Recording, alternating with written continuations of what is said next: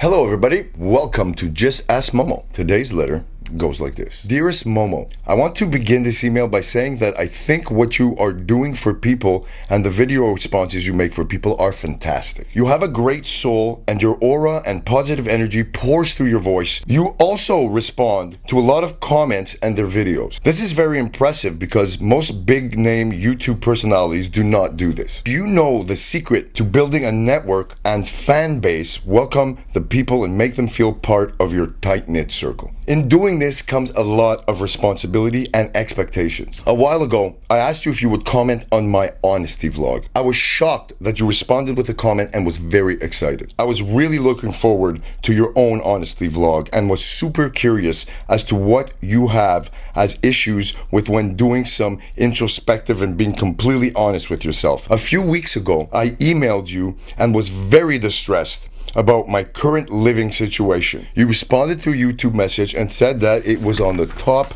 of your video response list. I know that you are a very busy man and would love to respond to everybody. I know this is practically impossible. However, for me at least, if somebody says they're going to do something, I hold them accountable for doing it. I work in the industry where I have promises constantly broken, like almost every day. And those people could avoid it just by being open and being real with people. Thanks for reading this email, Momo, but please try to avoid making promises you cannot keep. I hope you still comment on my videos. Yours sincerely, Adam. Hi Adam, thank you very much for writing me this. I'm sorry that you seem to think that I've kind of blown you off, seeing that you wrote me a letter a couple of weeks ago. Let's break this down and let's analyze this for 1 second. This is going to make an actual really good subject because you've opened up a rather interesting can of worms. I just finished going through an entire situation based on what I'm going to consider this type of personality, the approach that you're taking on this. I gotta tell you, seems to fit the profile of a whole lot of people out there, and we're gonna figure out why. Patience, dude, is something really interesting. For all you people out there who think that you're just gonna wave your hand and do something and make it happen, well, it doesn't just quite happen like that. I can tell you stories of where I've had to contact people and never let up on them for like 3, 4, 5 years, and then the doors finally open. Without patience, you have nothing. Patience kind of locks you into the room of confidence. When you have patience, you can wait and you can subvert things a little deeper and understand that when you jump the gun, you can close a bunch of doors. You don't really know what the story is because, frankly, you don't really know me. I've just started talking to you not long ago. Counting on people. This is a whole subject. You come to me for advice, and if I am a known YouTube personality, as you put it, and a very busy guy, which I happen to be, and I come onto YouTube and I do this out of the goodness of my heart, I would appreciate a little bit of more patience. I gotta work. There's things going on. When you depend on people and you count on me that way, that creates a pressure. You guys out there who are counting on people, you say, you know what? Your problem is their problem. I'm a sucker for that shit. A big sucker. But at some point, there's a branch of people out there, a breed of people, they want more. And they want more. And no matter how you try, they're coming back at you and they want more. Call them energy vampires, call them what you want. It's about timing. When the timing sucks like that, well, guess what?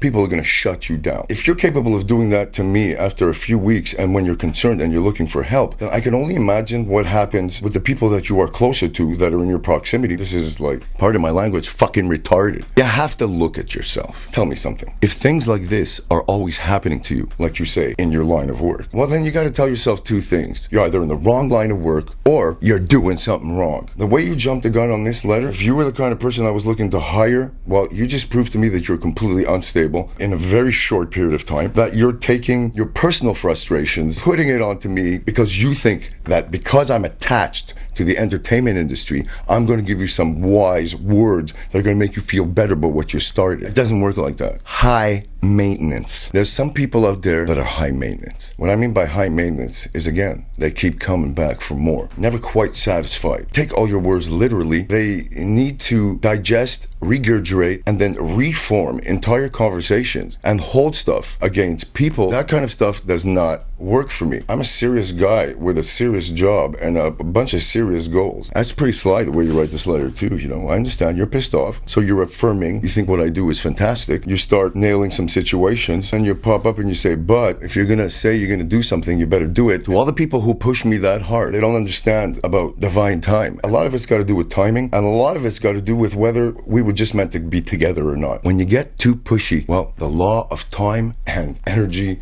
is going to just push us apart. I've seen information be completely erased off of hard drives because of negative energy on a person, with a client or with some kind of person that's just got that vampire kind of energy. It'll go mess with digital information as well. Everybody that I work with is particularly sensitive to that. High maintenance people will be avoided by me and a whole lot of people that I know at all costs. So you might ask yourself that question, what's happening at your work and maybe why you're not happy over there? Some people take words particularly direct, and when somebody's trying to help somebody and then they somehow rip the whole thing around, and it's like, now it's a promise and you said you'd do that and I based my whole life on that and now it's not gonna happen and now I'm gonna be a nothing, and that whole syndrome, I gotta tell you that it's the biggest turn off that I can ever be presented with. It's disgusting. It does not work with me, and the second I see it, I cut it off. The cutoff syndrome. I've said in many of my videos that when people get in my face too much and it doesn't work and the energy's not connecting, it's just conflicts and it doesn't work, because I'm not into conflicts. I'm into creating solutions. If it's not solution based at all times,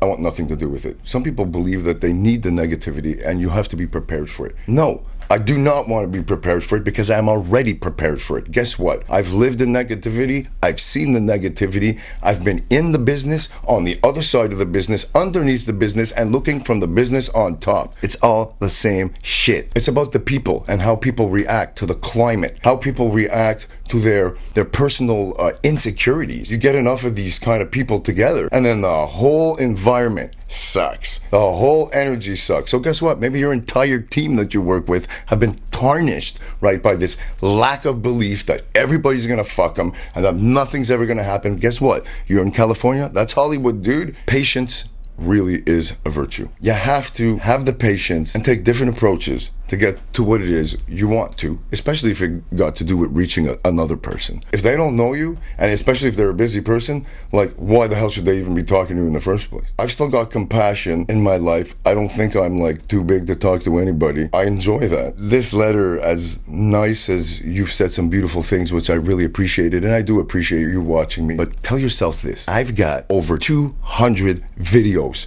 online that talk about every single subject and in between subject. Why don't you go look at some of those and give me a break, as opposed to nailing me with me not being able to keep a promise. To anybody who thinks I don't keep a promise, well, guess what? I live on that. If I promise something, I get it done at all costs. If it doesn't happen here, it'll happen there. And if it didn't happen at that minute when we said we were maybe going to do it and it didn't happen, well, guess what? That's because it wasn't meant to happen yet. Maybe someone was too aggressive, or maybe someone was too dependent. It just messed with the energy. It's got to flow. You got to relax. The problem is that you're working for somebody and people are telling you what to do and you don't feel appreciated. Also, inside, you want to be a performer and a star yourself. You already have a conflict. Conflict number one, the artist. Conflict number two, the guy who is working with the artist. What is your true intention? Is your intention to only forward yourself by working with this artist so that you can get more connections and apply it to your career? Guess what? I know that it seems normal that most people should think like that, but if you really want to go somewhere, you should actually really care only about that person and never conflict the two things, your artist thing. From the way you wrote that letter, I'm almost pretty damn sure that you're the kind of guy that's going to just shove a demo in the face of the person you're working for 2 or 3 days right into the thing. You're jumping the gun. You're going too quick. You got to be loyal to what it is you're doing 1000%. And when you are, guess what happens? People feel confident. They trust you. This letter, to me, is a sign of instability. Like I said, I've stayed on people's cases for like 3, 4, 5 years before I've broken it. I guess that's the magic. Persistency. You got to be persistent, but you got to be nice. All right. So, peace. Thanks for taking time to watch Just Ask Momo. You rock. You're stressed, compressed, overcooked and undressed. All the bullshit you profess, wild way over your head. Shitfield has become your permanent address. You overkilled your usefulness. Without your passion, you're useless. Some balls is what I might suggest. Unimpressed, I suggest that your words and your deeds are just looped on repeats. I object and confess that you're messing the best of yourself, you molest.